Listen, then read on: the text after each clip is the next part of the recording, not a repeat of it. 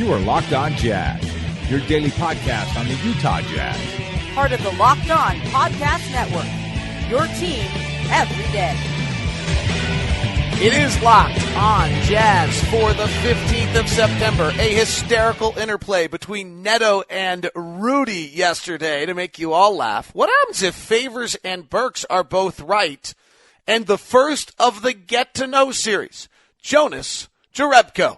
It's all coming up on today's edition of Locked On Jazz. Ba-dum-bum-bum-bum-bum-bum-bum-bum-bum-bum. Pow! How are you? I'm fired up for today's show. This one's going to be really fun for you. You're glad you tuned into this one. Tell a few friends about this one when it's done if you agree with me, and make sure they jump aboard as well, because this has got some funny things that are going to make you laugh that you're going to talk about, and you're going to get to know Jonas Jerebko. It's a good one. I'm David Locke, radio voice of the Utah Jazz, Jazz NBA insider. Exciting day. Want to welcome a new sponsor onto the show today, Grip 6 Belts. I've gotten to know the Grip 6 belt guys. I'm actually wearing a Grip 6 belt right now. And I'll tell you a little bit more about them as well. But it's a neat Utah-based company that's putting together cool things.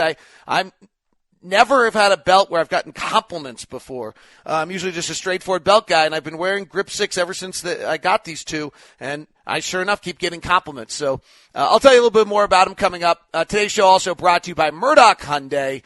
Good people over at Murdoch, Blake and the crew. They're doing another fun month where they're having a great grand reopening and great deals for you. We'll tell you about both of them coming up on the show. All right, so this week has been great. The guys are back in town. They're doing open gym, and then one thing that our organization does that is just marvelous for us, I mean, it's just let me do my job, is they make the athletes that are willing to do it, which is all of them, for the most part. I think everybody. They let us sit down with them. They're so generous to me. I get about 15 minutes of time with them.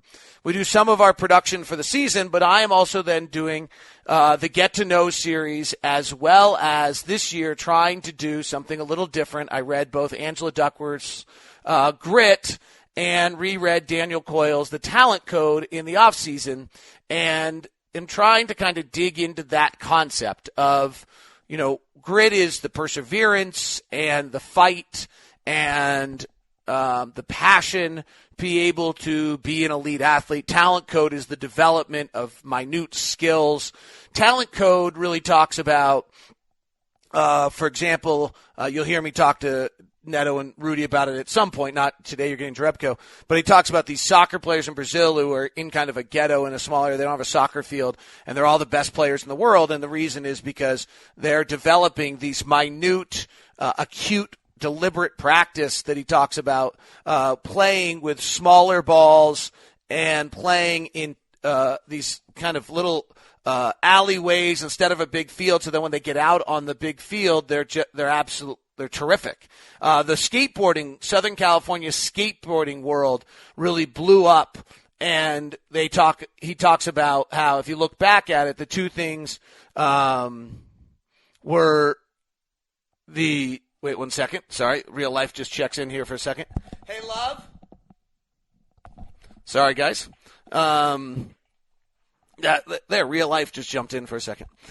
So in that, he talks about the skateboarding world exploded in Southern California because there was a real estate drought going on, real estate burst of a bubble. So there were all these abandoned pools because they didn't want to have water in them because there was a drought, and then they also didn't have the houses were abandoned as well, so they were skateboarding in the pools, which is a much more difficult than skateboarding out in the parks and those kind of things, and so these guys became elite level. So I try to dig in a little bit with these guys. Some have been better than others. Some of them are going to be a bomb, and all of them are going to be the same. But I thought it was an interesting idea, and frankly, also I'm on my 9th, 10th year of this, trying to find different ways to be creative with the players. So that's what's coming up on the program. I want to start though with I did something fun. So Rudy and Raul traveled together all summer. If you follow their Instagrams, you probably saw that. They went to Brazil together and they went to France together. And I asked each of them about traveling with the other, and it turned into one of the funnier interplays I've had. So let's start with Raul and what he had to say.